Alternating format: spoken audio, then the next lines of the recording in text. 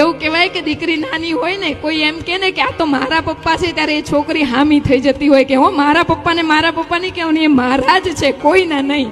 એ દીકરી જે પોતાના પિતા સિવાય કોઈને બાપ માની ન શકે અને દુનિયાના કોઈ પાત્રને પોતાના બાપ સાથે શેર કરી ન શકે, એ દીકરી આ બધું જ એક જ દિવસમાં છોડી અને આખો નવો પરિવાર અપનાવે છે. ત્યાં જઈને પપ્પા મમ્મી અને સાસરે જઈને ફોન કરે, પપ્પા મારા ઘરે આવજો. મારું ઘર?